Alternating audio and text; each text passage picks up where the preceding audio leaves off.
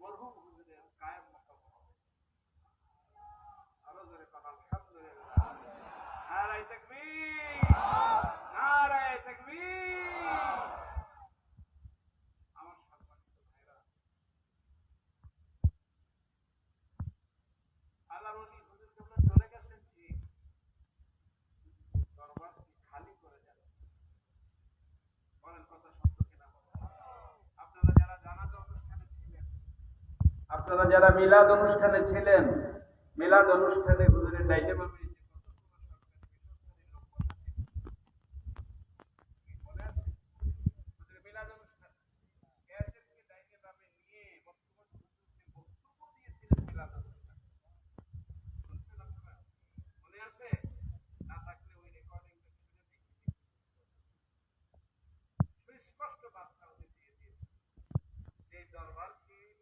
মরহুম হুজুর কেবলা ওয়ালিদ সাহেব রহমতুল্লাহ আলাইহি খালি করে রেখে যায় নাই। যোগ্য উত্তরসূরি তৈরি করে, হাতে কলমে তৈরি করে ওনার জায়গায় বসাই উনি পর্দার আড়াল করছেন। অতএব আমি আপনাদের ক্ষেত্রে আরজ করছি, আমাদের হতাশার কিছু নাই, আমাদের মন মরার কিছু নাই। আমাদের এই শোককে শক্তি মনে করে, কারণ এটা তো দুনিয়ার নিয়ম, কেউ দুনিয়ায় থাকতে পারে। কি বলেন? যাওয়া তো লাগবে, টাইম আসবে, চলে যেতে হবে। সেই নিয়মেই আল্লাহ তার বন্ধুকে নিয়ে গেছেন। আমরা এটা খুশি মনে মেনে নিয়েছি। রেজা বিল কাজা এটা তরিকার একটা অন্যতম সবক। আল্লাহর সিদ্ধান্তে রাজি থাকা এটা মুমিনের বড় গুণ। বলেন কথা ঠিক কিনা বলেন? হুজুর চলে গেছেন, বর্তমান হুজুর কেবলা এখন আমাদের কি ঠিক তো? বলেন ঠিক তো? আমার বাবাজিরা, অনেকে জানাজায় আমরা যেতে পারি নাই, অনেকে মিলাদে যেতে পারি নাই। এই জন্য আমরা হুজুরকে অনুরোধ করছি যে হুজুর, আপনার সফর শুরু করার আগে প্রত্যেক ডিস্ট্রিক্টে আপনি একটা প্রোগ্রাম দেন।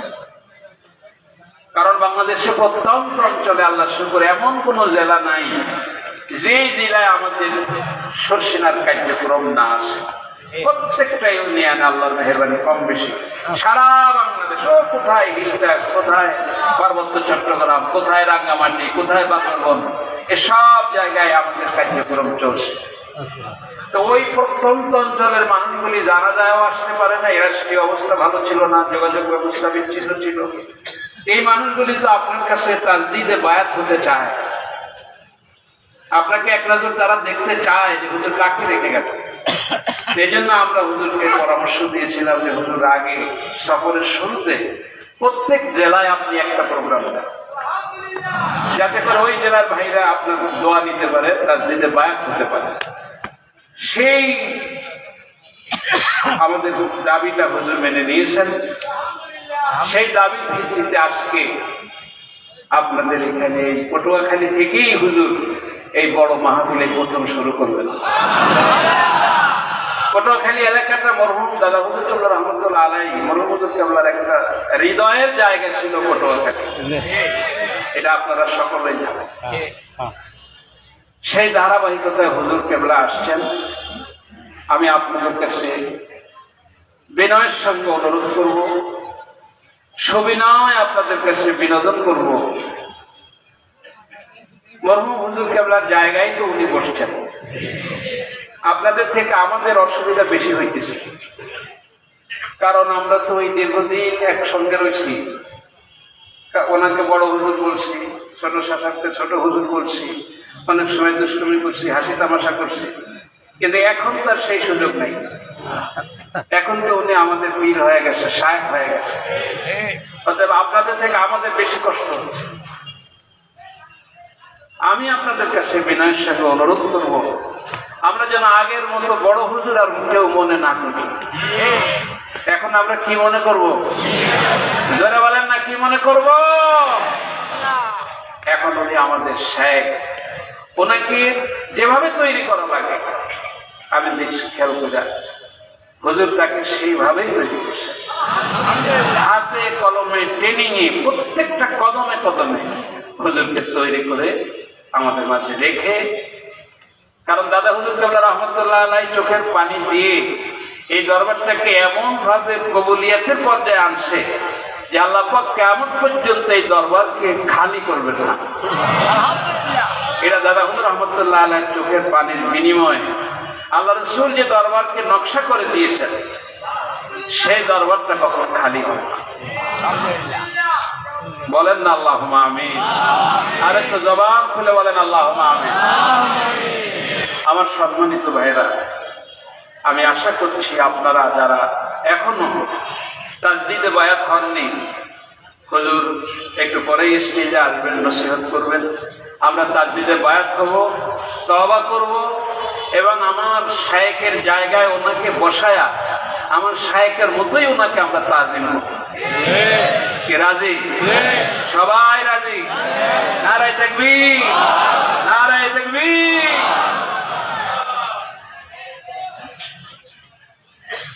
আমার 2 নম্বর কথা, আজকে 12 রবিউল আউয়াল সোমবার।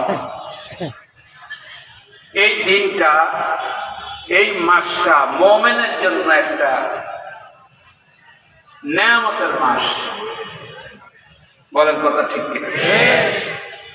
আজকে যে আমরা এত বিশাল আয়োজন করছি কিন্তু তা কিন্তু নয়। পৃথিবীতে 152টা দেশে, কয়টা দেশে? সবার মুখে বললে কয়টা? পৃথিবীতে 152টা দেশে রাষ্ট্রীয়ভাবে পবিত্র ঈদে মিলাদুন নবী সাল্লাল্লাহু আলাইহি ওয়াসাল্লাম উদযাপিত হচ্ছে। মহব্বতে বলেন আলহামদুলিল্লাহ। 152টা দেশে কেন হচ্ছে? আল্লাহ পাক কোরআনে বলছেন ওয়া রাফা'না লাকা যিকরাক। ও বন্ধু, আপনার জিকিরকে, আপনার তাসকিরাকে, আপনার বেলাদতকে, আপনার সিরাতকে, আপনার আলোচনাকে আমি বলদ করেছি, এত বলদ করেছি যে আমি আল্লাহর পরে পৃথিবীর কোন মানুষের এত আলোচনা হবে না যেমনটা আপনার জীবনী আলোচনা হবে। আপনার জিকিরকে আমি উপরে তুলে দিচ্ছি। আমি যেখানে আসি আপনি আমার সঙ্গে আসেন, আমি আজানে আসি আপনি আজানেও আসেন, আমি একামতে আসি আপনি একামতেও আসেন, আমি দুরুদে আসি আপনি দুরুদেও আসেন, আমি সালামে আসি আপনি সালামেও আসেন। তার মানে আমি যেখানে আসি আমার বন্ধু সেখানে আসে। জোরে কন্যা সুবহানাল্লাহ। এই মাসটা আমাদের জন্য একটা আনন্দের মাস। কি বলেন? জোরে কন্যা। একদল হুজুররা কয় যে আনন্দ কেমনি, এই দিনে তো উনি ইন্তেকালও করছে। এবারে বলে অন্ত উনি ইন্তেকালও করছে। ইন্তেকাল করছে না? তাহলে ইন্তেকালের দিন কি বিরিয়ানি পাকায় নাকি? ইন্তেকালের দিন এত সাজ সরঞ্জাম করে নাকি? ইন্তেকালের দিন তো কাঁদতে হয়, মারা যাওয়ার দিন তো কাঁদতে হয়। এখন তার যেমন আকীদা, সে তার যেমন বিশ্বাস, সে তো তেমনই আপনার কাছে বলবে। আমাদের রাসূল কি মারা গেছে নাকি? নবীরা কি মারা যায় নাকি? নবীরা মারা যায় না। তিরমিজি শরীফে আল্লাহ রাসূল বলেছেন নবিয়ুল্লাহ হাইয়ুন ইউরসাকু। তামাম আম্বিয়া আলাইহিস সালাতু ওয়াস সালাম কবর শরীফে জিন্দা। খালি জিন্দা না, তারা কবরে রিজিক প্রাপ্ত। তার মানে সকালে দুপুরে সন্ধ্যায় নবীদের কবরে আল্লাহ খাবার পাঠায়।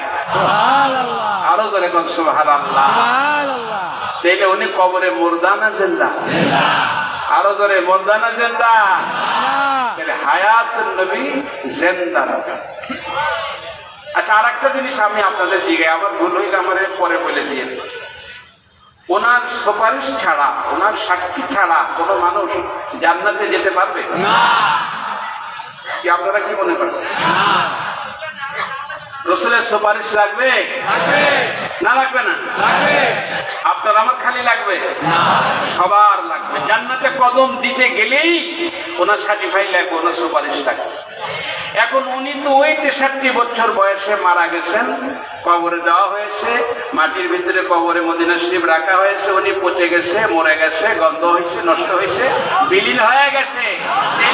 এইটাই যদি হয়, তাইলে এই লোকটা কেমন পর্যন্ত কোটি কোটি মানুষ পটুয়াখালী আসবে, আমেরিকায় আসবে, লন্ডনে আসবে, ফ্রান্সে আসবে, এরা চুরি করে, এরা ডাকাতি করে, এরা হাইজ্যাক করে, এরা জেনা করে, দেখলো না, জানলো না, শুনলো না, উনি হাসরের ময়দানে আপনার আমার সাক্ষী দিয়ে দেবেন। কি সাক্ষী দিতে গেলে দেখা লাগে? কথা কথা সাক্ষী দিতে গেলে দেখা লাগে না? না দেখে সাক্ষী দেয়, না দেখে সাক্ষী বাঙালিরা দেখে। 500 টাকা দিলে বাংলাদেশে সাক্ষী পাওয়া যায়। ওখানে যাইবেন আর 1 প্যাকেট বিরিয়ানি দেবেন, সাক্ষী পেয়ে দেবেন। দেখবে যে কোর্টে সাক্ষীর কোনো অভাব নেই। কি কথা ঠিক না ঠিক না বলে? তো উনি যে সুপারিশ করবেন, উনি যে আমাদেরকে আল্লাহর কাছে আমাদের যে পক্ষ হয়ে যে উনি বলবেন, উনি আমাদের সম্পর্কে যদি ধারণা না থাকে তাহলে উনি কিভাবে সুপারিশ করবেন? আমাদের সম্পর্কে ওনার জানা লাগবে না? ধরে বলেন জানা লাগবে না? আল্লাহ পাক বলেন, ইয়া আইয়ুহান নাবিয়্যু ইন্না আরসালনাকা শাহিদা। আল্লাহ বলেন, আমি আপনাকে কিভাবে বানাইছি, কিভাবে পাঠাইছি? শাহেদ, সাক্ষ্য দিবেন আপনি, এইটা দিয়ে আমি পাঠাইছি আপনারা। সাক্ষ্য দেবে কি? মুখস্থ সাক্ষ্য দেবে না, দেখে সাক্ষ্য দেবে না। তাহলে ওনার জানতে হবে, আমার সম্পর্কে জানতে হবে। কোন কথা ঠিক না? তাহলে কি উনি আলিমুল গায়েব? আলিমুল গায়েব কে? আলিমুল গায়েব কিন্তু একমাত্র আল্লাহ। কিন্তু আপনার সম্পর্কে, আমার সম্পর্কে যদি আল্লাহ রাসূল না জানেন, তাহলে হাসরের ময়দানে আপনার আমার সম্পর্কে সাক্ষ্য দেবে কেমন? কথাটাকে আমি বুঝাইতে পারছি? আর একটু ধরে বলেন, বুঝাইতে পারছি? তাইলে আল্লাহ রাসূল আমাদের সম্পর্কে জানতে হবে। না কোন কথা ঠিক কিনা বলেন? জানতে হবে না? না জানে সাক্ষী দিবে উনি? সাক্ষী দেবে না।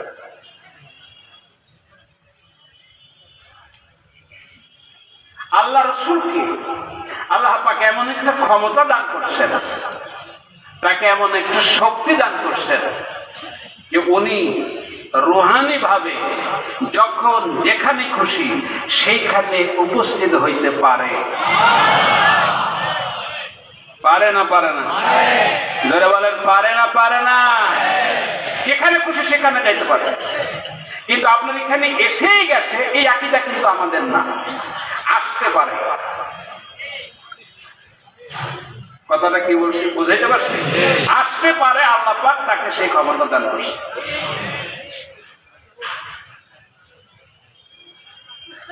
আর একটা কথা বলি, যারা তালিম দেন এবং আপনারা যারা নিয়মিত তালিমে বসেন, আপনাদের কাছে জিজ্ঞাসা করুন। আমার এক ছাত্র একদিন আমাদের জিজ্ঞাসা করে, একটা লোক মারা গেলে গ্রামে ওরা মিলাদ দোয়া পড়াইতে 10 কেজি জিলাপি নিয়ে আসে। জিলাপি নিয়ে আসার পরে মিলাদ হয়, দোয়া হয়, এরপরে যতটুকু সব হয়েছে, কোরআন খতম হয়েছে, সব কাছায়া কুছায়া 1000 কোটি গুণ বাড়ায়া বাড়ায়া বাড়ায়া বাড়ায়া সব আল্লাহ নবীরে দিয়ে দেন। এরপরে আদম আলাইহিস সালামের দিয়ে দেন, নূহ নবীরে দিয়ে দেন, 1,24,000 পয়গম্বর দেন, বড় পীরে দেন, ছোট পীরে দেন, এরে দেন, তারে দেন, যেতে যেতে তো আমি যে লোকটা মিলাদ নিয়ে আইছে এর বাগে তো কিছু থাকে না। কোরআন খতম হয়েছে একটা, আর জিলিপি হলো 10 কেজি। এবেলা বাপ মারা গেছে, আপনি আজকে ওনার বাবার জন্যই তো দোয়া করবেন, সব 1000 গুণ কোটি কোটি বাড়ায় তো তার বাবারে বকশিস দিবেন। কিন্তু এই বকশিস না দিয়া যা হয়েছে এই 1000 কোটি গুণ বাড়ায় অনেক কায়দাকরম করে আপনি সব আল্লাহ নবীরে দিয়ে দেন, সমস্ত আম্বিয়ারে দিয়ে দেন, রসুলরে দিয়ে দেন। তো এই বেড়া থাকলো, এ বেড়াতে কিছু থাকে না। একটা ছোট পোলা যা বলছে পরে আমি শোনার পরে আমার মাথায় একটু টনক লাগলো যে কি কইলো, কথাটা তো কি কইলো। আচ্ছা, আমি একটা কথা জিজ্ঞেস করি, আপনারা এইভাবে দোয়া করেন তো নাকি? আমাদের যত মোনাজাত যা আমরা তেলাওয়াত করি, সবে যা পড়ি, এগুলো সব 1000 কোটি গুণ বাড়ায়া ওনার উপরে বকশিস আমরা আগে দেই না? কি জন্য দেবেন? আল্লাহ রসুলের কি নেক আমলের কোনো ঘাটতি আছে না? আপনি আমি ওনার উপরে বকশিস না করলে, ঈশ্বরের সব না করলে ওনার মর্যাদার কোনো কমতি হবে নাকি? কোন দরকার আছে? আবু বকর সিদ্দিকের দরকার আছে? বড় পীর সাহেবের দরকার আছে? খাজা মঈনুদ্দিন চিশতির দরকার আছে? নেসারউদ্দিন রহমতুল্লাহ আলাইহির দরকার আছে মনে করেন? ওনাদের উপরে যে আপনি সব রেশানি করেন, আমরা সব রেশানি করি, বকশিশ দিই, এটা তার প্রয়োজনে না আমার প্রয়োজনে? এটা কি বুঝেন আপনারা? কি বুঝেন না? বুঝেন না? যারা বলেন বুঝেন না, বুঝেন না?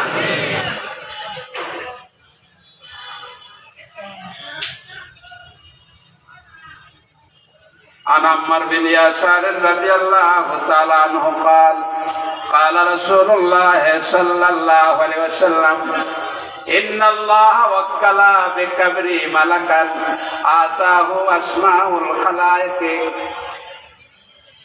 ছোট্ট একখানা হাদিস আম্মার বিন ইয়াসির রাদিয়াল্লাহু তাআলা রিওয়ায়াত করেছেন। উনি বলেন যে রাসূল পাক সাল্লাল্লাহু আলাইহি ওয়াসাল্লাম বলছেন ইন্নাল্লাহা ওয়াক্কালা বিকাবরি মালাকান। এটা আল্লাহ রাসূলের কথা। আম্মার বিন ইয়াসির বলতেছে যে আল্লাহ রাসূল বলছে, আল্লাহর হাবিব বলছে, আল্লাহ পাক আমার কবরে একজন ফেরেশতা নিয়োগ দিয়ে রাখছে। এটা কোনখানে? মদিনা শরীফ। ইন্নাল্লাহা ওয়াক্কালা বিকাবরি মালাকান, এটা আল্লাহ রাসূলের জবানের কথা। আল্লাহর হাবিব বলেন, আম্মার বিন ইয়াসির রওয়ায়াত করে, নিশ্চয়ই রব্বুল আলামিন আমি মুহাম্মদ রাসূলুল্লাহ রওজা কবর শরীফে একজন ফেরেশতা নিয়োগ দিয়ে রাখছে। এই ফেরেশতার ব্যাখ্যা দিতে গিয়ে উনি বলেন, আল্লাহ পাক ওই ফেরেশতার কতগুলি কাম, পৃথিবীতে যতগুলি মানুষ আছে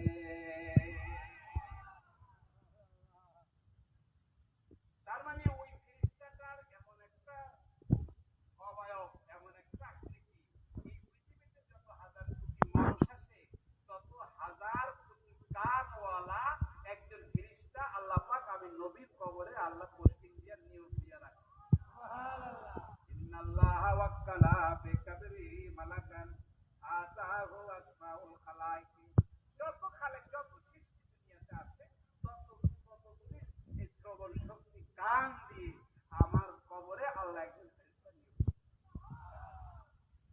এ বাবাজি, হাদিস শরীফ বলছে এই পৃথিবীর কোন প্রান্তে যখন কোন মানুষ আল্লাহ নবীর উপরে সব রেশানি করে, ওনার সানা সেফাত বর্ণনা করে, ওনার জীবনী আলোচনা করে, ওনার কোন জন্ম বৃত্তান্ত বর্ণনা করে, ওনার উপরে দুরূদ পড়ে, সালাম দেয়, কি পড়ে? দুরূদ সালাম দেয়, তখন ওই লোকটির নাম এবং তার বাবার নাম লিখে প্রত্যেক মানুষের সঙ্গে যে 6 জন নির্ধারিত ফেরেশতা আছে তার ভিতরে একজন ফেরেশতা হইল ওই লোকটির নাম, বাবার নাম লিখে আপনি প্রতি সোমবার, বৃহস্পতিবার কতবার আল্লাহর নবীর উপরে দুরূদ পড়লেন, সালাম পড়লেন, ওনার তাজিম তাকরীম করলেন, নাচ গাইলেন, ওনার উচ্চ মর্যাদা আল্লাহ দরবারে কামনা করলেন, এর একটা পাণ্ডুলিপি বানায়া প্রতি সোমবার ওই কামওয়ালা ফেরেশতার কাছে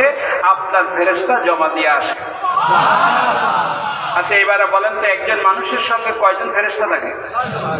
6 জন ফেরেশতা থাকে লাজেম। আর রহমতের ফেরেশতা আপনি হাতে কামাই করে যত নিতে পারেন, আপনি দেখা যায় কোটি কোটি কোটি কোটি ফেরেশতার মালিক হইতে পারেন, এটা আপনার নেক আমলে আল্লাহ রহমতের ফেরেশতা আপনাকে দিবে। এটা আপনার আমলে আপনি যত কামাই করে রহমতের ফেরেশতা নিতে পারেন, কিন্তু নিযুক্ত 6 জন ফেরেশতা আপনার সঙ্গে নিয়োগ করা আছে। এই ডাইন দিকে একজন আছে, বামে আছে। إذ يتلقى المتلقيان عن اليمين وعن الشمال قعيد। আসেনি? দেখা যায় কথা না? আপনি ঘুম পড়লে তো আসমানে চলে যায় না? পানিতে ডুব দিলে যায়? আগুনে ঝাঁপ দিলে যায়? আসেনি? কথা জোরে কোন আসে না? ভাই সবসময় আসে। ভালো করে বুঝেন, ভালো করে বুঝেন। খালি না, এখানে খালি সে পয়সা ঘুমায় না, এখানে পয়সা, এই তো মোবাইল আইসে মাত্র 20 বছর, আর এর মোবাইল সৃষ্টি হয়েছে দুনিয়ার সৃষ্টির আগে। খালি রেকর্ডিং না, ভিডিও, স্ন্যাপ সহ। আজকে রেকর্ডিং আজকে না, আদম সৃষ্টির পর থেকে ভিডিও রেকর্ডিং দিয়ে এখানে সেট করে রাখছে, চলতে ফিরতে উঠতে বসতে হারাকাত সুকুনাত ঘুমে সাগরে বন্দরে নহরে বিমানে যেখানেই যাও তোমার সঙ্গে কায়েদ এখানে বসা আছে, তুমি কি করছো ভিডিও সে ধারণ করছে। কি আসে না নাই? কন্যা আসে না নাই? এই ডাইনে বামে আসে। এরপরে সারাদিন তোমাকে পাহারা দেওয়ার জন্য একজন ফেরেশতা আছে, রাতের বেলা তোমাকে পাহারা দেওয়ার জন্য একজন ফেরেশতা আছে। তুমি এই বাবার উপটা কয় টুকরা কষ্ট পাবা, কতটুক খাবা, কোন দোকানে চা খাবা, এইগুলা রেডি করে তোমার হাতের কাছে আনার জন্য একজন রিজিকের ফেরেশতা তোমার আছে। বাবাজি তোমার ইন্তেকালের সময় যখন হয় ওই রিজিকের ফেরেশতা আল্লাহকে যায় বলে, আল্লাহ পটুয়াখালী গেছিলাম, আব্দুর রহমানের দায়িত্ব আমার। ও বড় জায়গা পটুয়াখালী এলাকা, বাজারে বন্দরে বাসা বাড়িতে সব জায়গায় খোঁজ কইরা আব্দুর রহমানের কোন রিজিক আমি পটুয়াখালী পাই না। তার রিজিক শেষ, তার কোন রিজিক নাই। রিজিকের ফেরেশতারা এখন তালা বন্ধ, দরজা আটকায় ফেলেছে। এবার আল্লাহ কয় যখন রিজিক নাই তখন এইবার আজরাইল রেডি হইতে পারো। ও বাবাজি 6 নাম্বার একজন ফেরেশতা আছে। এই ফেরেশতা প্রতি সোমবার আর প্রতি বৃহস্পতিবার হাদিসে আসছে তোমার নাম তোমার বাবার নাম উল্লেখ করে, তোমার জায়গা স্থান উল্লেখ করে এই সপ্তাহ ধরে তুমি নবীর শান সেবার কি বর্ণনা করছো, নবীর উপরে কয়বার দুরূদ করছো, নবীকে কি তাজিম করছো, মর্যাদা দেখাইছো, এইগুলি তোমার নাম ঠিকানা সহ পাণ্ডুলিপি নিয়া ওই তোমার নামে যে একজন ফেরেশতা কানওয়ালা, যতগুলি মানুষ ততগুলি কান, তার মানে আব্দুর রহমান, আব্দুল করিম, আব্দুল সত্তার, আব্দুল জব্বারের প্রত্যেকের নামে নামে একটা অ্যাকাউন্ট খোলা আছে ওই ফেরেশতার কাছে। ইন্নাল্লাহ ওয়াক্কালা বিকাবরি মালাকান আতাহু আসমাউল খালাইকি, যতগুলি মানুষ দুনিয়াতে আসে ততগুলি কানওয়ালা একজন ফেরেশতা রব্বুল আলামিন ওই জায়গায় নিয়োগ দিয়া রাখছে। আপনি এক সপ্তাহ ধরে যে পাণ্ডুলিপি নবীর শানের জুগাইলেন, এটারে একটা পাণ্ডুলিপি বানায়া ওই ফেরেশতা সোমবার দিন কোড়াল দিয়ে মসজিদে নববীর পাশে রাসূলুল্লাহর রওজায় যাইয়া আপনার নামে যে কানটা আছে অ্যাকাউন্ট খোলা আছে আব্দুর রহমানের অ্যাকাউন্টে এই পাণ্ডুলিপি ব্যালেন্সটা জমা করে আসে। আর একটু জোরে কন সুবহানাল্লাহ, আর একটু জোরে কন না সুবহানাল্লাহ। বুঝতেছেন না? বুঝেন না? একটু খেয়াল করে বুঝেন, তাহলে বুঝবেন না। তাহলে আপনার আমার জন্য প্রত্যেকের জন্য একটা অ্যাকাউন্ট আছে নবীর কাছে, কি আসেনি? যতগুলি মানুষ দুনিয়া আছে ততগুলি কানওয়ালা ফেরেশতা ওখানে দেওয়া আছে। বাবাজি বুখারী শরীফ কিতাবুত তাফসীরের ভিতরে একটা হাদিস আছে, হাসরের ময়দান যখন হয়ে যাবে এই জমিনটা জমিন থাকবে না, সেদিন তামা হয়ে যাবে, মাথার এত নিকটে সূর্য আসবে। হাদিসে বলছে মানুষ যে শর্মা ব্যবহার করে, এই শর্মাদানির ভিতরে যে ছোট যে শলাটা থাকে, এই শলাটা যতটুকুনি লম্বা, আল্লাহ রাসূল বলছেন মাথার এত নিকটে সেদিন সূর্য আসবে। গুনাহগার পাপী বদকার শিয়াকার খাতাকার মানুষগুলির মাথার ঘিলু গলে গলে নাক আর কান দিয়ে বেয়ে পড়বে। আরে ময়দানে মাশরে সাহায্যকারী হিসেবে কোনো মানুষ সেদিন পাওয়া যাবে না। বুখারী শরীফ হাদিস, কিছু উম্মত আমলের পাল্লা ওজন দেওয়ার জন্য মিজানের কাছে নেওয়া হবে। বাবাজি মিজান দেখা যাবে আমলের পাল্লা হালকা, গুনার পাল্লা ভারী হয়ে গেছে, ফায়সালা হবে যাও হাতে পায়ে রশি দিয়ে জাহান্নামে নিয়ে যাও। তখন ওই মানুষগুলি দৌড়াইতে থাকবে। আরে এই ময়দানে মাহশরে কোনো সাহায্যকারী পাইনি। মানুষগুলি দৌড়ায় আদম আলাইহিস সালামের দরবারে গিয়া ডেকে বলবে, আদম সফিউল্লাহ, তুমি না আমাদের আদি পিতা, তোমার সন্তান, তোমার থেকে আমরা দুনিয়াতে আসছি, আজকে আমাদের আমলনামা ওজন দেওয়া হয়েছে, একটু হালকা হয়ে গেছে, যদি আপনি আমাদের জন্য একটু সুপারিশ করে দেন তাইলে আমি আল্লাহর দরবারে মুক্তি পেয়ে জান্নাতে যেতে পারবো, একটু সুপারিশ করেন। বাবাজি, সাইয়েদনা হযরত আদম আলাইহিস সালাম বলবেন, দেখো আমি আল্লাহর কাছে আজকে বড় লজ্জিত, আমাকে ওই গাছের কাছে যাইতে নিষেধ করেছিল, আমি খেয়ে ফেলছি, আমি যাইতে পারবো না, তোমরা সামনে আগাও। মানুষগুলি মুসা কালিমুল্লাহর কাছে যায় হাজির হবে। কিতাবুত তাফসীরে হাদিস আছে, মুসা কালিমুল্লাহ বলে, আমি একটা কিপ্তিকে চড় মারছিলাম, চড়ের সঙ্গে সে মারা গেছে। আমার শরীয়তে মানুষ হত্যা হারাম ছিল, নিষেধ ছিল, আজকে লজ্জা লাগে আল্লাহর কাছে আমি সুপারিশ করতে পারি না। এইভাবে এক না দুই না অগণিত নবী থেকে ব্যর্থ হয়ে হযরতে ঈসা রুহুল্লাহ দরবারে যখন আসবে, ওনাকে ডাক দিয়ে বলে, ঈসা, আপনাকে আল্লাহ অল্প বয়সে নবুয়তি দিয়েছেন, আপনি আল্লাহর দরবারে একটু সুপারিশ করেন না।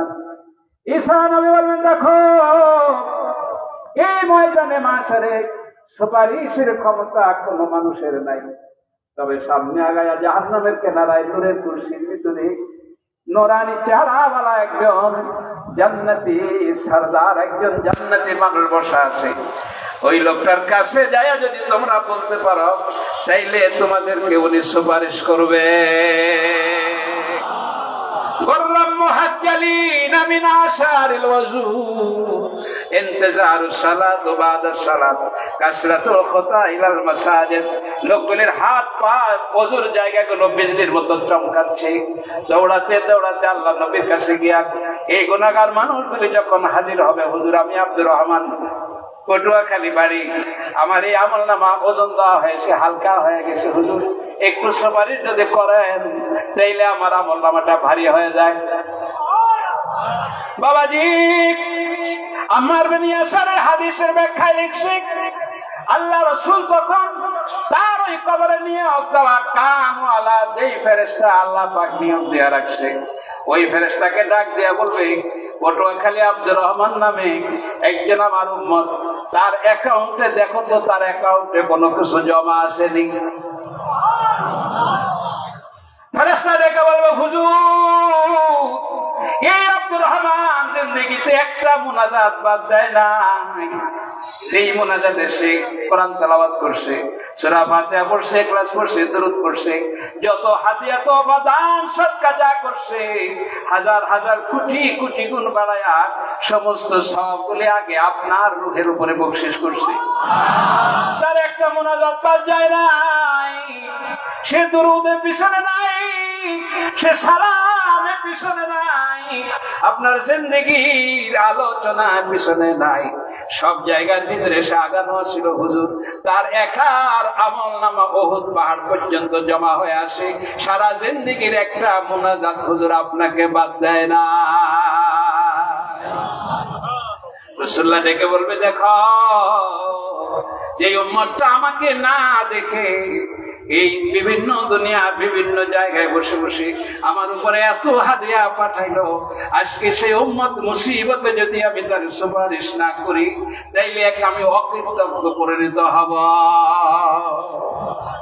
আল্লাহ রাসূল তখন ওই মানুষটাকে সুপারিশ করবেন রব্বুল আলামিনের দরবারে। এখন আমরা যে আজকে এই যে মাহফিল মিলায়া ওনার স্মরণ করতেছি, ওনার আলোচনা করতেছি, দুরূদ পড়তেছি, সালাম পড়তেছি, এগুলো কি ওনার ফায়দা না আমার ফায়দা? বুঝছেন না বুঝেন না? ফায়দাটা কি তার? তার কোন সব বকশিসের দরকার আছে? আপনি আমার মতো হাজার কোটি মানুষ যদি আল্লাহ নবীর উপরে সব রেশানি না করে, বকশিস না দেয়, হাজার কোটি এক জাররা কোনো ক্ষতি তার নাই। আল্লাহ তো বলছে, আমি আপনাকে মাকামে মাহমুদ সর্বোচ্চ প্রশংসিত স্থান আমি আল্লাহ আগে আপনাকে দিয়ে রাখি। অর্থাৎ আপনার আমার ইশারে সব দোয়া মুনাজাত, এই অনুষ্ঠান করা, র্যালি করা, মিলাদুন নবী করা, এতে করলেও কি না করলেও ওনার কিছু যায় আসে, ওর দরকার নাই, আল্লাহ সব দিয়া রাখছে। এগুলো যা কিছু করি ওনার কোন স্বার্থ না, স্বার্থ উন্নতের। জোরে বলেন ঠিক কিনা? ওনার স্বার্থে আমরা করি না, এটা করতেছি আমরা তো অপরাধী, আমরা গুনাহগার, আমরা তার সুপারিশ চাই। সুপারিশ চাইতে গেলে তো তার দরবারে একটা কিছু নিয়ে হাজির হইতে হবে, তারপরে না সুপারিশ চাইতে। বলেন কথা ঠিক কিনা? আল্লাহ পাক তার ভিতরে যে ক্ষমতা দান করছেন, তাকে ইজ্জত দান করছেন, তাকে যে নেয়ামত দিয়েছেন। কেতাবে লিখছে আল্লাহ রসুল মদিনার যে রাস্তা দিয়ে হেঁটে যেতেন, কোন একটা রাস্তা দিয়ে রসুল্লাহ হেঁটে গেছেন, এক সপ্তাহ পর্যন্ত ওই রাস্তায়, কালকে পরশু তারপর 7 দিন পর্যন্ত যদি কোনো মানুষ ওই রাস্তায় হাঁটতো, রাস্তায় যাওয়ার সঙ্গে সঙ্গে সে টের পেত যে কয়েকদিন আগে এই রাস্তা দিয়ে আল্লাহ রসুল হেঁটে গেছে। সুবহানাল্লাহ, আর একটু জোরে বলে। রাসূলুল্লাহ যে রাস্তা দিয়ে হেঁটে যেতেন, ওই রাস্তা 7 দিন পর্যন্ত মেশক আম্বারে মুখরিত থাকত। বাবাজি, যখন কোন শিশু বাচ্চা মাথার ভিতরে চুল গজায় না, মুখের ভিতরে দাঁত উদয় হয় না, হাদিসে আসছে ওই বাচ্চাগুলিকে যখন মা বাবা আল্লাহ নবীর দরবারে নিয়ে আসতো, আল্লাহ নবীর তার মোবারক হাত দিয়ে বাচ্চার মাথার ভিতরে একটু হাত গোলাইয়া দেওয়ার সঙ্গে সঙ্গে নবীর হাতের বরকতে বাচ্চার মাথার ভিতরে চুল গজাইত। কি ক্ষমতা আল্লাহ ওনাকে দান করছে! উনি যেটাকে হা বলছে, পৃথিবীর কোটি কোটি কোটি মানুষের জন্য বিষয়টা হালাল হয়ে গেছে। ঠিক কিনা কথা? আল্লাহ রাসূল যেখানে না বলছেন, পৃথিবীর কোটি কোটি মানুষের জন্য হারাম হয়ে গেছে। উনি হাতের আঙ্গুলি ইশারা করছে, ওনার হাতের আঙ্গুলির ইশারায় চন্দ্র দ্বিখণ্ডিত হয়ে জাবালে আবু কুবাইসের উপরে পড়ছে। কথা ঠিক না ভুল বললাম? প্রথম চাঁদে কে যেন গেছিল, এই তো জানেন তখন না? আর একটা কথা, এই লোকটা তো খাঁটি মুসলমান হয়ে আসলে চাঁদে গেছিল নাকি? কট্টর খ্রিস্টান, বেঈমান, ইসলামের দুশমন। আপনারা কি শুনছেন ওই চাঁদের থেকে এসে জমিনে আসার পরে লোকটা মুসলমান হয়ে গেছে? এই কথাকে শুনছেন না শুনেন? ওনাকে জিজ্ঞেস করছেন, তুমি নাসার এত বড় একজন সৌর বিজ্ঞানী, সারা দুনিয়ার ভিতরে পৃথিবীতে আলোড়ন সৃষ্টি করছো, তুমি প্রথম চাঁদে গেছো, তোমার মতো এত বিজ্ঞ, এত জ্ঞানী, এত মহা এই জগতে আর কেউ নাই। তুমি এতদিন পর্যন্ত যে বিষয়ের উপরে গবেষণা করছো, রিসার্চ করছো, আজকে ওখান থেকে এসে তুমি মুসলমান হয়ে গেল, তার কারণ কি? উনি সাংবাদিকদের বলছে, দেখো আমি শুনেছি মুসলমানরা বলছে তাদের নবী নাকি কখন ডান হাতের শাহাদাত অঙ্গুলি দ্বারা চন্দ্রকে ইশারা করছিল, আর ওই ইশারার কারণে 2 টুকরা হয় ওই চাঁদ আসমান থেকে জাবালে আবু কুবাইসের উপরে এসে পতিত হয়েছিল, যা চাঁদ দ্বিখণ্ডিত হয়ে পড়ে গেছিল। আমি আর্মস্ট্রং ওই চাঁদে গিয়ে বারবার আমি সুন্দর ভাবে লক্ষ্য করে দেখেছি, চাঁদের মাঝখানে একটা কালো জোড়া লাগা একটা দাগ দেখা যায়। মুহাম্মদুর রাসূলুল্লাহ সাল্লাল্লাহু আলাইহি ওয়াসাল্লামকে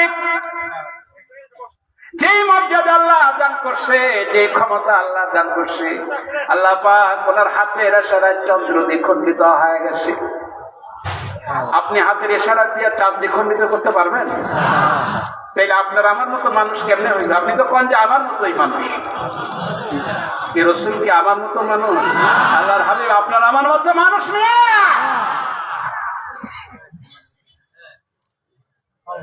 তরজমানুস সুন্নাহ একটা কিতাব আছে, 4 খণ্ড বিভক্ত, লেখকের নাম হলো বদরে আলম মিরাটি রহমাতুল্লাহ আলাইহি। তরজমানুস সুন্নাহ এই কিতাবের ভিতরে লিখছে যে আল্লাহ রাসূলের আদত ছিল এশার নামাজের পরে হুজুর ঘুমায় পড়তেন, এশার পরে ঘুমায় পড়তেন। তা হুজুর ঘুমাইছে, আম্মা জানও ঘুমায় গেছে। রাত্র যখন গভীর হয়ে গেছে, তরজমানুস সুন্নাহ 4th খণ্ডে ঘটনা লেখা আছে, হাদিসের রেফারেন্স দিয়েছে, ইবনে মাজাহ শরীফের হাদিসের রেফারেন্স দিয়ে একটা হাদিস উল্লেখ করছে। রাত্র যখন গভীর হয়ে গেছে, তখন আল্লাহ রাসূল ঘুম ভাঙছে পর হুজুরের ইস্তেনজার বের হয়েছে, কাজায় হাজার, হুজুরের বাথরুমে যাওয়া দরকার, হাজার পূরণ হয়েছে। এখন গভীর রাতে কোনো সাহায্যকারী নাই, মানুষ নাই। চিন্তা করে যে এই রাতের বেলা আমি বাহিরে কোথাও গেলে পরে কোনো শত্রুর আক্রমণে পড়ি কিনা, কেউ করে কিনা। এই জন্য আদিকালে কাঠের এক প্রকারের পেয়ালা ব্যবহার করতো তারা, কাঠ দিয়ে বানানো, এই বলের মতো, গামলার মতো, এটা কাঠ দিয়ে বানানো। খেজুর গাছ কেটে কেটে গর্ত বানায় ওখানে মাল সামানা রাখতো, কদুর বসের ভিতরে মাল সামানা রাখতো আদিকালে। কাঠের পেয়ালা ব্যবহার করত। এই কাঠের পেয়ালা আল্লাহ রাসূলের ঘরে ছিল।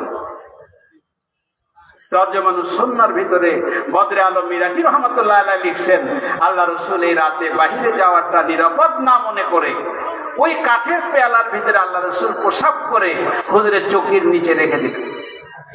মনে মনে চিন্তা করলেন যে রাতের শেষ ভাগে যখন হুজুর বের হবে তখন এই ময়লাটা নির্ধারিত জায়গায় ওকে ফেলে দেবেন।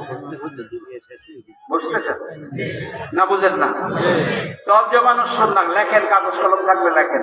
তরজমানুস সুন্নাহ 4 খণ্ড বিভক্ত, 4র্থ খণ্ড, লেখকের নাম বদরে আলম মিরাটি, এত উঁচা আরবি কিতাব। আল্লাহ রাসূল বাথরুম সেরে আবার আরাম করলেন। সকাল যখন হয়ে গেছে তখন হুজুর পেয়ালার দিকে তাকায় দেখে পেয়ালায় কোনো পেশাব নাই। কি নাই? আর একটু ধরে কি নাই? আল্লাহর হাবিব আম্মা জানকে ডেকে বলে, গত রাতে তুমি আমার অজান্তে কখন বিছানা থেকে উঠছনি, তোমার কোনো ঘুম ভাঙছেনি?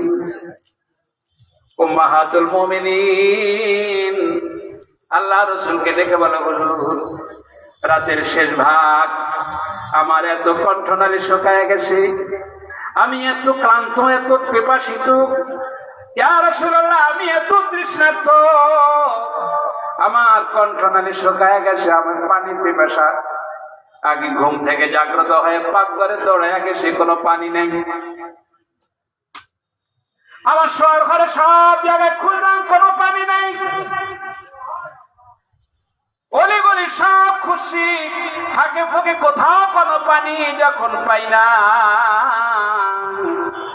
হুজুর চোখের নিচে কাঠের পেয়ালার ভিতরে দেখি সুন্দর একটা পানীয় চোখের পেয়ালার ভিতরে রক্ষিত আছে। ইয়া রাসূলুল্লাহ রাতের শেষ ভাগে পেয়ালাটা হাতে নিয়ে আমি ওই পানিটা পান করে ফেলছি। আল্লাহ রাসূল ডাক দেয়া বলে, কি করলাম? এইটা তো কোনো পানিও না, এইটা তো সন্ধ্যা রাতে আমি আল্লাহ নবী পেশাব কইরা রাখছিলাম কাঠের পেয়ালায়। আম্মা জান বলে, আল্লাহ ও আল্লাহর হাবিব, খোদার কসম দিয়ে বলি, খোদার কসম দিয়ে বলি, আমি আমার জীবনে যত পানীয় আমি পান করছি, গত রাতে চোখের নিচে কাঠের পেয়ালা থেকে যেই পানীয়টা আমি পান করছি, আমার জীবনে এর থেকে সুঘ্রাণ কোন পানীয় জিন্দেগিতে পান করি না। আল্লাহ রাসূল ডাক দিয়া বললেন, বিবি আমার পেশাব পান করলি না তুই জাহান্নাম হারাম করলি?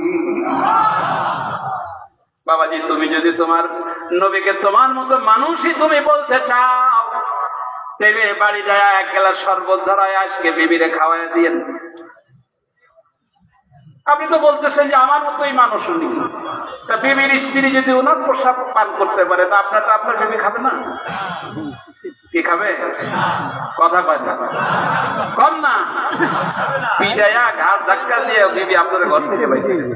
কোন পাগলা হুজুরের ওয়াজ শুনে আসছ? বাবাজি আয়েশা সিদ্দিকা তিরমিজির হাদিস করে রাখেন, মাঝে মাঝে হুজুর ওরাকে সঙ্গে করে যুদ্ধের ময়দানে নিয়ে যাইতেন। আয়েশা সিদ্দিকা মাঝে মাঝে নিয়ে যাইতেন ওনাকে, গজায়ে মুস্তারিকে নিয়ে গেছে, বিভিন্ন যুদ্ধে ওনাকে সঙ্গে নিয়ে যাইতেন।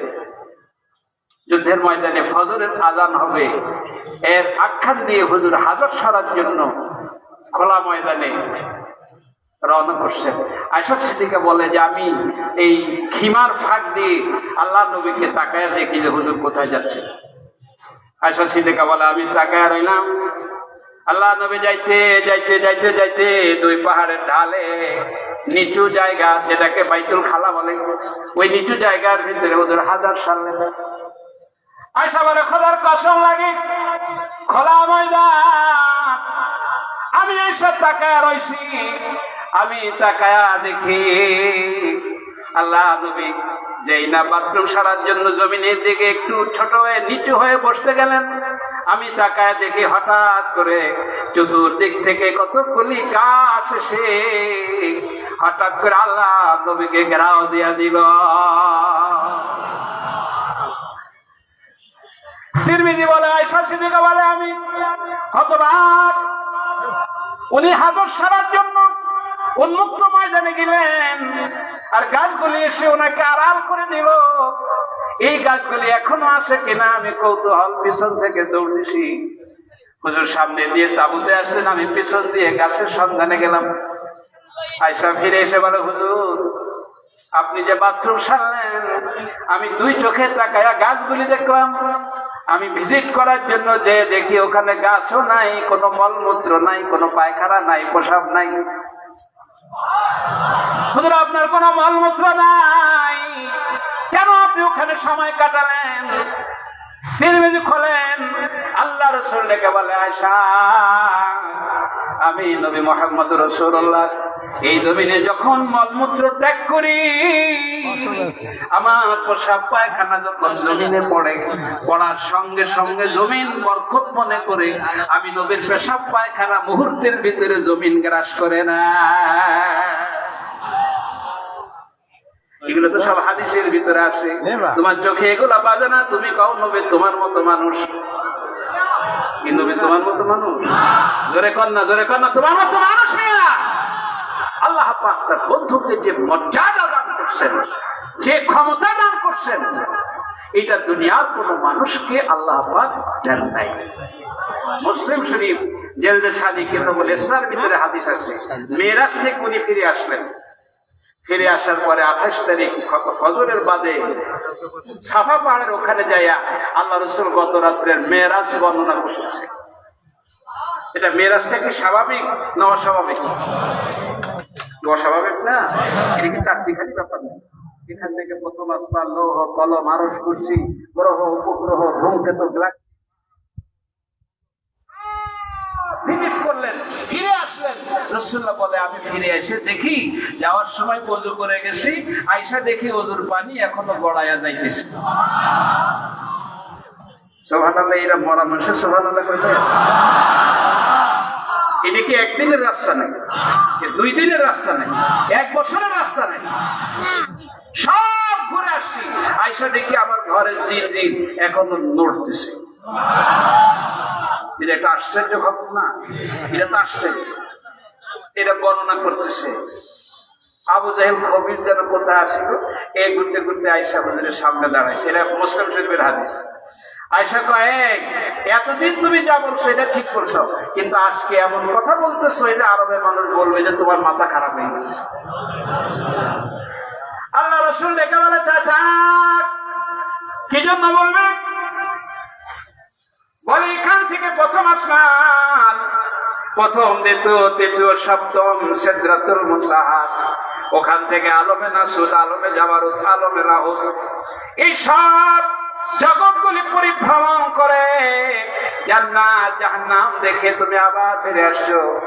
তোমার ওযুর পানি এখনো গড়ায়া যায়, আবার নাকি বাইতুল মুকাদ্দাস যায়, ওটাও তুমি দেখছো? রাসূলুল্লাহ বলে, হ্যাঁ দেখছি। আবু জাহেল সব করে বলে ফেলছে, যদি বাইতুল মুকাদ্দাস হযরত সাল্লাল্লাহু দাউদ নবী সিফি উনি প্রতিষ্ঠা করছিলেন, উনি কাজের পরিপূর্ণতা করছে। যদি তুমি বাইতুল মুকাদ্দাস যেই থাকো, তাইলে মুহাম্মদ বলো তো দেখি বাইতুল মুকাদ্দাস মসজিদের কয়টা জানালা আর কয়টা দরজা আছে? আচ্ছা, উনি ওখানে যাওয়ার সঙ্গে সঙ্গে কে যেন আযান দিচ্ছে, আযানের আওয়াজ কানে আসছে। রাসূলুল্লাহ বুখারীতে বলছে, ফাম মানি জিবরাইল, জিবরাইল ने मुझे ইমাম বানায়া। জিবরাইল আমার সামনে ধাক্কা দিয়েছে, হুজুর এখানে 2 রাকাত নামাজের ইমামতি আপনার করা লাগবে। জিবরাইল ने मुझे ইমাম বানায়া, আমারে ধাক্কা সামনে দিল। আমি জিবরাইলকে জিজ্ঞেস করি, জিবরাইল পিছনে একই ড্রেস, একই চেহারা, নূরানি চেহারা, এতগুলি মুসল্লি আমার জিন্দেগিতে আমি দেখি না, এরা কারা? জিবরাইল কয় হুজুর গো, আপনি আল্লাহর বাড়িতে যাচ্ছেন, আল্লাহর মেহমান হয়ে আপনি যাচ্ছেন। আল্লাহ পাক আপনার সম্মানে আদম থেকে নিয়ে ঈসা রূহুল্লাহ পর্যন্ত সমস্ত নবীগুলিকে এই জায়গায় পাঠিয়েছে আপনাকে রিসিভ করার জন্য।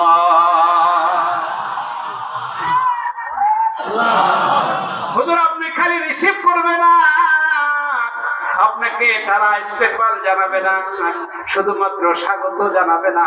আজকে আপনি তাদের সামনে যাইয়া 2 রাকাত নামাজ পড়াবেন।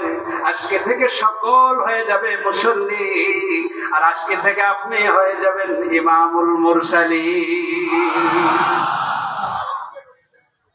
ওখান থেকে উপরে গেছে, লৌহ কলম ঘুরছে, সব দেখা সাইরা সকালে আসছে। আচ্ছা কোন এখানে সব নবীরা উপস্থিত, জিবরাইল উপস্থিত, আল্লাহর বাড়িতে যাবে, গাড়ি ঘোড়া রেডি। এখন কি জানলা দরজা গোনার সময় আছে? কথা কথা, এটা পেশানি আসে না? আল্লাহর কাছে যাচ্ছে, এটা পেশানি আসে না? আসলে বাইতুল মুকাদ্দাস তো উনি গেছে, কিন্তু হুজুর তো জানলা দরজা খুলে না। খবিশ কেমন খবিশ? আবু জেহেল বা মুহাম্মদ, যদি তোমার মেয়েরা সত্য হয়েই থাকে তাইলে বাইতুল মুকাদ্দাসের জানলা দরজার সংখ্যা বলতে হবে। আল্লাহ রাসূল আল্লাহকে ডাক দিয়ে বলে, আল্লাহ বাইতুল মুকাদ্দাস তো আমি গেছি, নামাজ পড়ছি, ইমামত করছি, কিন্তু খোদা আমি তো জানলা দরজা গুনি না। যদি জানলার সংখ্যা বলতে না পারি, দরজা বলতে না পারি, এই খবির শয়তান আরবে ছড়ায়া দিবে মুহাম্মদ রাসূলুল্লাহর মেরাজ সত্য না। ঠিক কিনা কথা? উনি গেছেনি, ইমামত করছেনি, মেরাজ সত্য নি, কিন্তু জানলা খুলছে, দরজা খুলছে। বাবাজি মুসলিম শরীফ 2য় খণ্ড কিতাবুল ইসলাম খোলা লেখা আছে, মুহূর্তের ভিতরে আল্লাহ পাক জিবরাইল সালামকে পাঠিয়ে দিলেন, জিবরাইল যাও আমার দোস্তকে সালাম দাও, যাইয়া বলো কোনো টেনশন করতে হবে না, আপনাকে কোনো চিন্তা করতে হবে না। ফিলিস্তিন জেরুজালেম থেকে বাইতুল মুকাদ্দাস মসজিদ উঠায়া আপনার চেহারার সামনে আমি ধরব, আমি একটা দিক ঘোরাবো, আর আপনি দেখে দেখে গুনে গুনে জানলা দরজা বলে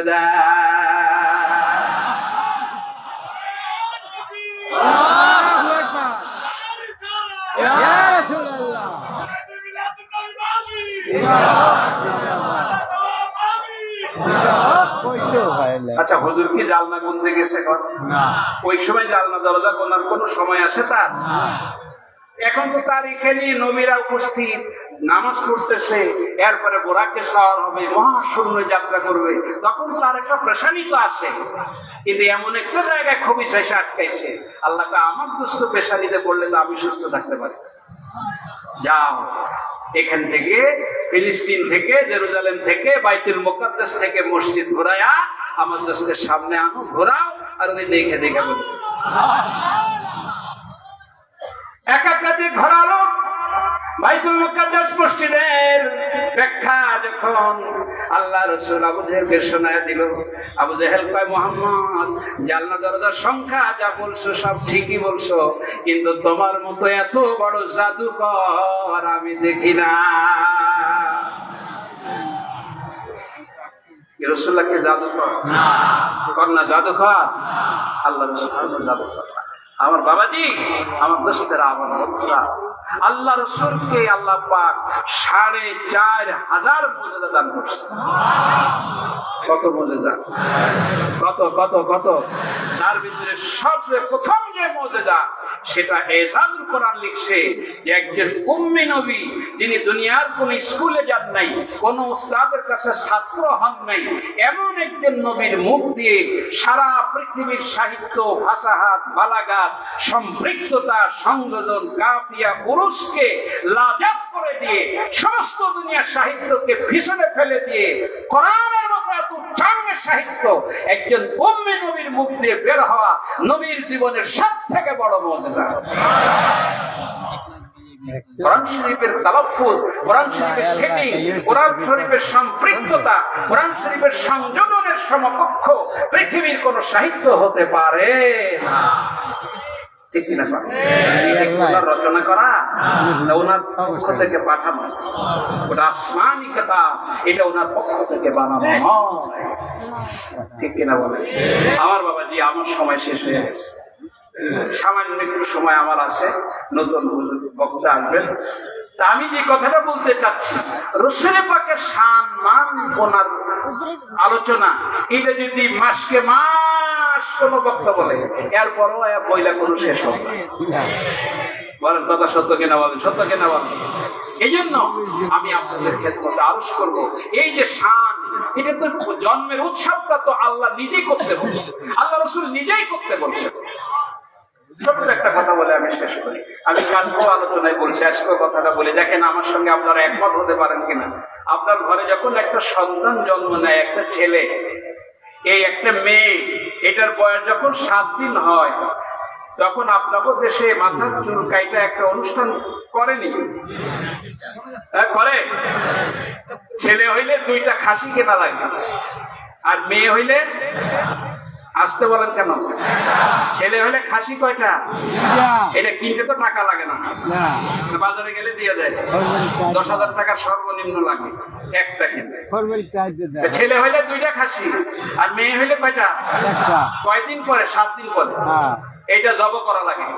এরপরে আপনার বন্ধু বান্ধব আছে, শ্বশুর আছে, শাশুড়ি আছে, আত্মীয় স্বজন আছে, গ্রামবাসী আছে, আপনার এই শিক্ষকরা আছে, ইমাম সাহেব আছে, হুজুররা আছে, তলবেলেম আছে, একো ডাইকা সাইরা পাকশাক কইরা চিনতে কইরা খাওয়ায়া এদের কাছে বলেন যে, ভাই রে, বাবা রে, আপনারা আমার বন্ধু, আমার প্রতিবেশী, আমার মুসল্লি, আমার ছাত্র, আমার উস্তাদ, আল্লাহ আমার একটা ছেলে দিয়েছে, আপনাদের একটু মেহমানদারি করালাম, প্রাণ ভরে একটু দোয়া করেন, আল্লাহ যেন আমার ছেলেটারে আলেম বানায়, বড় বানায়।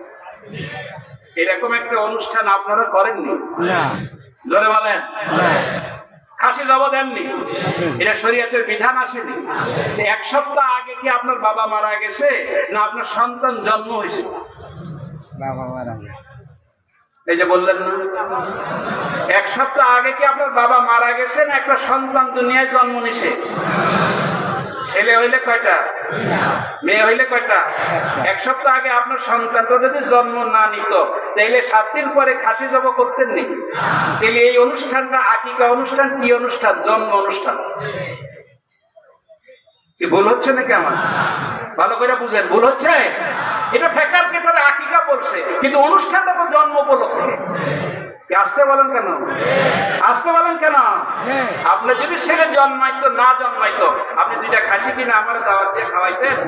এই অনুষ্ঠানটা কি অনুষ্ঠান? জোরে বলেন, আর একটু জোরে বলেন। এইটা কইলে কয় যে আপনারা করেন, বাধা নেই, তা 12 তারিখেই করা লাগবে, আর কারণ লাগবে কি? কয় না, কয় না, কয় না, কয় না। আমি আগে জিজ্ঞাসা করছি, ভাই আপনি জোহরের নামাজ কয়টায় পড়েন? কয় 1:30টায়। 11:30, 12:30টায় কোনোদিন পড়ছেন? পরে কাজা হইলে পড়ি। এরপরে 2:30টার সময় কোনো জায়গায় পড়ছেন? বলেন না। সব সময় কোন টাইমে হয়? 1:30টায় হয়। জোহরের নামাজ রক্ত প্রায় 3 ঘন্টা, 1:30টায় প্রতিদিন জোহরের নামাজ পড়া লাগবে। এই আইনটা করার ক্ষমতা আপনারা কে দেব? কথা বুঝেন না? জোহরের নামাজ কি 1:30টায় অক্ত হয়? 1:45, 12:30টায় অক্ত হয়। আর ওই আসরের রক্ত শুরু হওয়ার আগ পর্যন্ত জোহরের রক্ত থাকে। তা আপনি নির্দিষ্ট টাইমে কিছু করবেন না, এটা করলে বেদাত হবে, হারাম হবে, নাজায়েজ হবে। তাহলে আজকে জোহরের নামাজ 2টায় পড়বেন, কালকে 2:45টায় পড়বেন, তারপর 3:30টায় পড়বেন, এরপর 3টায় পড়বেন, তাহলে বেদাত হবে না। 1:30টায় নামাজ পড়া লাগবে আপনারা কে বলছে? কেন আল্লাহ বলে নাই? আল্লাহ বলছে দিবুর হারার পরের থেকে আসরের রক্ত শুরু হওয়ার আগ পর্যন্ত পড়তে বলছে আল্লাহ। 1:30টা তো আপনি বানাইছেন। বুঝেন না? বুঝেন না? দেখেন, বুঝেন নাকি? দেখেন একটু, বুঝেন নাকি? 1:30টা আপনি বানাইছেন না আল্লাহ বানাইছেন? আল্লাহ বলছে দিবুর হারার পর থেকে ছায়া আসলে দ্বিগুণ হওয়া পর্যন্ত, আসরের রক্ত শুরু হওয়া, এর ভিতরে আপনি যখন পড়েন, তা আপনি তো বেদাত করতেছেন। আপনি নির্দিষ্ট টাইমটা নির্ধারণ করলেন কেন? এরপর একটা ঘড়ি বানায় ওখানে লেখা দিচ্ছেন, লাল কালির ভিতরে লেখা দিচ্ছেন 1:30টায় নামাজ হবে। এই ক্ষমতা আপনার এই বেদাত করার কে সাহস দিল? এটা বেদাত না? দেড়টায় নামাজ হবে, এটা বেদাত না? আজকে 2:30টায় হবে, কালকে 3:15টায় হবে, তার আগের দিন 1:45টায় হবে, তারপরের দিন 12:30টায় হবে। এইটা হলো সুন্নতি নামাজ। দেড়টা করছি কেন? দেড়টায় করছি মহল্লার সব লোক যখন জানবে 1টায় আজান হবে আর 1:30টায় নামাজ হবে, তখন ওই লোকগুলোর জামাতে আসতে সহজ হবে। একদিন যদি 2:30টায় করি, একদিন যদি 3টায় করি, আর একদিন যদি 1:30টায় করি, তাহলে মুসলিমরা জানবে না। অনেক মানুষ নামাজ তরক করবে, জামাত তরক করবে। কি কথা ঠিক? আর একটু জোরে কোন কথা ঠিক? এই নির্দিষ্ট তারিখে করা মানে এই দিনই করা লাগবে তা না। আজকে আমাদের এখানে প্রোগ্রাম আছে, কালকে শরীয়তপুর আছে, তারপরের দিন চাঁদপুর আছে, তারপর দিন কুমিল্লায় আছে, তারপরে সব মিলাদুন নবী। তাহলে কি আমরা একদিন করি? আমরা গতকালকেও করে আসি পাথরঘাটা, তাহলে একদিন করি? সব দিনই আমরা। বেদাত লাগে না। বেদাত তো তুমি বুঝোই না কারে বেদাত পায়। বেদাত কাকে বলে এটা তো তুমি চিনোই না যে বেদাত কাকে বলে। এখন জন্ম উৎসব কোনটা না যায়, কোনটা হারাম? যেই জন্ম উৎসবে ইসলাম বিরোধী কার্যকলাপ হয়, হলুদ রঙের শাড়ি পরে অর্ধ উলঙ্গ মেয়েরা এসে কেক কাটে, ছেলে মেয়ে একসাথে কি করে, পার্টি করে, নাচ গান করে, বার্থডে যেটাকে বলা হয়, এই জন্ম উৎসব করা হারাম। এই জন্ম উৎসবে শরীয়ত বিরোধী কোনো কার্যকলাপ নাই। এইটা সুন্নাত, এটা হারাম না, বেদাত না। বলেন কথা ঠিক কিনা বলেন? আমরা এখানে হারাম কাজ কি করি? করছি একটা, একবার হয়তো মিলাদ পড়বো, এইটা অত বলতে পারেন, সূরা ফাতিহা পড়বে, আলহামদুলিল্লাহ সূরা পড়বে, দুরূদ শরীফ পড়বে, নবীকে সালাম দেবে, এটা বেদাত হয়ে গেল? আলহামদুলিল্লাহ সূরা পড়া বেদাত, সালাম দেওয়া বেদাত? হ্যাঁ, এইসব কইলে কয় না এটাও ঠিক আছে, আপনারা করেন আমরাও তো করি, তাই একটু ঝামেলা করেন, আমরা বইয়া বইয়া করি, আপনারা একটু দাঁড়ান। এই জায়গায় একটু অসুবিধা, এই জায়গাটা অসুবিধা। আমি ওই ভাইদেরকে বলি, আপনার ছেলে মেয়েরা স্কুল কলেজে তো পড়ে, চৈত্র মাসে 9টায় যখন অ্যাসেম্বলি হয়, ওই ছেলেটার আমার সোনার বাংলা রোদের ভিতরে দাঁড়ায়া বলতে কষ্ট হয়। আপনার ছেলে মেয়েরে বলে দিবেন চৈত্র মাসে, বৈশাখ মাসে অ্যাসেম্বলির সময় ওই বোনের পরে পয়সা যেন সোনার বাংলাটা গায়। পারবে না গাইতে। সোনার বাংলাটা লেখছে কে? মুসলমানে লেখছে না হিন্দুকে লেখছে? জোরে কর, আর একটু জোরে কর। এটা যখন গাওয়া লাগে তখন দাঁড়াইতে হয় না বসতে হয়? আর একটু জোরে কর, আর একটু জোরে কর না। কেন দাঁড়াইতে হবে? ওরা বেদাত চোখে দেখে না, চশমা লাগে তখন তোমার চোখে না? ওই বেদাতটা তুমি দেখো না? 4 বছর আগে, আমি নাম বলবো না, ওই ইন্ডিয়া থেকে এক বড় মুফতি সাহেব আসছে চিটাগাং। আরো দূরে যাওয়া লাগবে না, এই কয়েকদিন আগে যে একটা ছেলে যে ভালো তেলাওয়াত করলো বিদেশে, কি জানো না, তাকরিম নাকি, তাকরিম যে বিদেশেতে অর্জন করে একটা গৌরব নিয়ে আসলো। এই ঢাকা টাউনের হাজার হাজার আলেম ওলামা, ওই মুফতি সাহেব যখন ভারত থেকে আসছে হাটাজারির দরসে বোখারিতে, উনি আসার আগে আমি নিজ চোখে দেখছি হাজার হাজার আলেম ওলামা ওই ঢাকা এয়ারপোর্টের রাস্তার 2 পাশে ঘন্টাকে ঘন্টা দাঁড়ায় রয়েছে ওনাদের হুজুরকে ইস্তেকবাল জানানোর জন্য।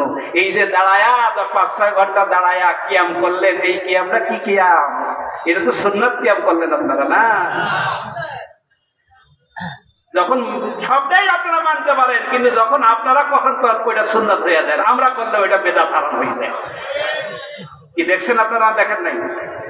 গলায় মালা দিয়া, ফুল দিয়া, লাইন দিয়ে ঘন্টাকে ঘন্টা দাঁড়ায় থাকতে দেখছেন না? দেখেন না? ভালো না? কারণ এটাকে আমি ভুল বলি নাকি? নাকি এই তাকরিম যখন আসছে, এ কোরআনের একটা ইজ্জত নিয়ে আসছে পৃথিবীর, সারা পৃথিবীকে বাদ দিয়ে আসে, সুন্দর তেলাওয়াত করে দেশে একটা গৌরব, আলেম ওলামা ছাত্র শিক্ষক তাকে একটা তাজিম সম্মান সূচক তাকে ইস্তেকবাল জানাচ্ছে। এটাকে নাজায়েজ বলবেন? এটা বেদাত বলবেন? এটা হারাম বলবেন? সারা দুনিয়ায় বেদাতের অভাব নেই, এগুলো সে বলে না। মসজিদের ভিতরে যায় মাইকে ওয়াজ করে, এই মাইক থেকে রাসূলুল্লাহ ওয়াজ করছে মাইকে, তা আপনি এটা করেন কেন? এটা বেদাত না? রাসূলুল্লাহ কি ওই সুন্দর গাছের ওই সুন্দর মেহরাবে বসে হুজুরে ওয়াজ করছে? টাইলসের মসজিদে হুজুরে নামাজ পড়ছে? রাসূলুল্লাহ নামাজ পড়ছে খেজুর গাছ আর এই পাথর, এর ভিতরে খেজুর গাছের মসজিদ, ওইটা হলো সুন্নাতি মসজিদ। আপনি এসি চালায়া যান, এটা বেদাত হয় না। মাইকে ওয়াজ করেন, এটা বেদাত হয় না। মাস গেলে টাকা 30,000 নেন, এটা বেদাত হয় না। যখন আমরা একটু দুরূদ শরীফ পড়ি তখন এইটা বেদাত হইয়া যায়। বেদাত তো হাজার আপনি ঘন্টা করেন, আপনি নিজে বোঝেনই না যে কোনটা বেদাত আর কোনটা সুন্নাত। এই জন্য আমি আপনাদের ক্ষেত্রে আরো শুরু, এই বিষয়ে আমরা কোনো বাড়াবাড়ি আমাদের নাই। আমরা এটা করি, আমাদের ভালো লাগে, তুমি করে না আমাদের কোনো মারামারি কি লাগে, ঠিক কিনা? ঠিক কিনা আমার বন্ধুরা? আল্লাহ পাক আমাদের সঠিক বুঝ দান করুন, বলেন আমিন। পড়েন সাল্লাল্লাহ।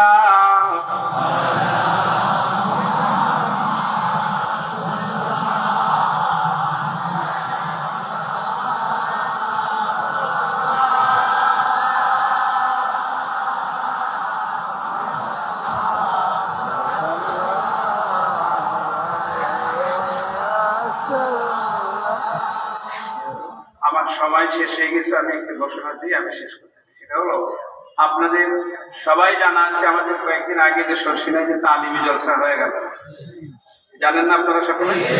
তালিমি জলসা 3 দিন ব্যাপী। এখানে সকলকে দাওয়াত দেওয়া সম্ভব হয়নি, কারণ এই বর্ষার দিনে সব ভাইরা যদি যান ওখানে সে ব্যবস্থাপনা নাই। এই জন্য সীমিত আমাদের তালিমদাতা মজলিসের শোরার সদস্য যারা, তাদেরকে দাওয়াত দেওয়া হয়েছে। এই তালিমি জলসায় যে একটা স্মারক হুজুর কেবলা বের করছেন, রাহাবার, এই দেখেন আমার হাতে, এত মোদাল্লাল প্রত্যেকটা লেখনের বিষয়ে অগণিত হাদিস কোরআনের আলোকে এই রাহাবার পত্রিকাটা বের করা হয়েছে। এবং এই ফাইলের ভিতরে তালিমি জলসার স্মারক, এই খাতা আছে, কলম একটা আছে, এই ফাইল একটা আছে। যারা তালিমি জলসায় গেছিল তাদেরকে এই ফাইল হুজুর কেবলার পক্ষ থেকে দেওয়া হয়েছে। তা আমাদের যে সমস্ত ভাইরা যাইতে পারে নাই, বিশেষ করে তরিকতপন্থী যারা তালিমে যারা নিয়মিত অংশগ্রহণ করেন, আপনারা যদি ইচ্ছা করেন এই ফাইলটা নেওয়ার জন্য আপনারা নিতে পারবেন।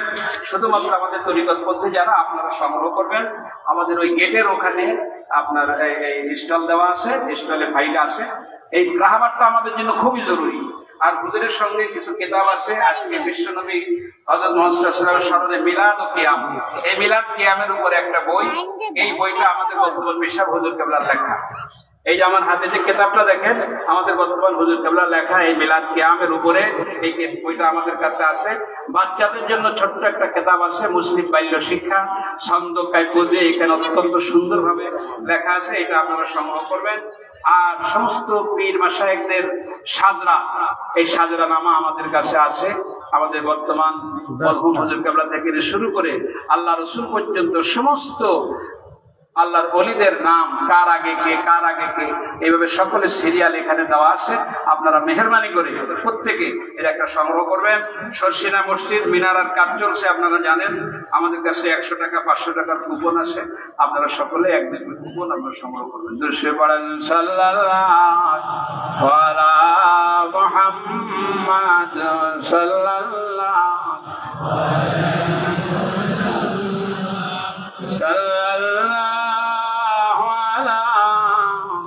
মুহাম্মাদ